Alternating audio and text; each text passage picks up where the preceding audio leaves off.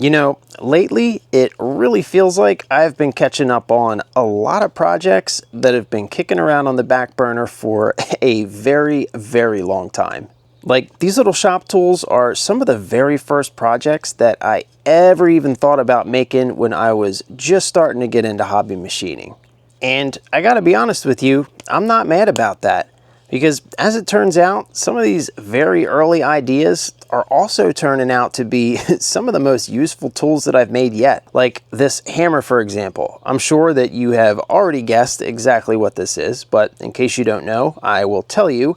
This is basically a milling machine hammer, or a milling machine multi-tool, if you will. It has a 3/4 inch hex drive on one end and a bronze hammer face on the other end. This 3/4 inch hex drive fits both the drawbar and the milling machine vise, while the bronze hammer face can of course be used to knock out the drawbar, but because it's bronze, it can also be used to tap in your work, and you don't have to worry about it marring the work because of course it's bronze. And look, I'm not trying to take credit for inventing this tool.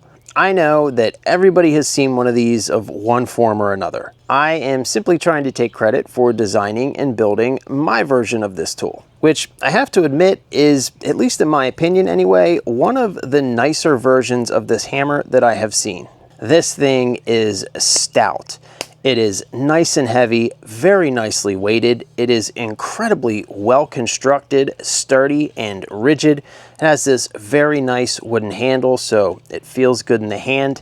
And it's even been made in a way so that if at any point down the line I want to replace this hammer face, I can relatively easily do so. All that you have to do is knock out this roll pin, unscrew the existing hammer face, and screw in a new one. So, you know, if this one gets marred beyond recognition, or for whatever reason I just want to put in a different one of a different material, like Delrin or copper or even steel, I can easily and quickly just make one up and swap this one out.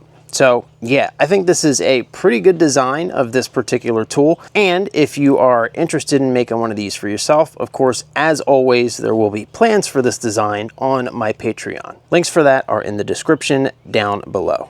And I guess that pretty much wraps it up for this one.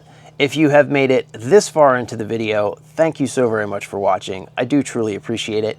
And if you like what you saw and want to watch something similar, you can check out this video here where I make a multi-angle tool rest for my bench grinder, or this video here where I make the spring-loaded tap follower that you saw featured multiple times in the video you just watched. Again, there are plans for both of these projects available on my Patreon. Anyway, thanks again for watching, and I will see you in the next one very, very soon.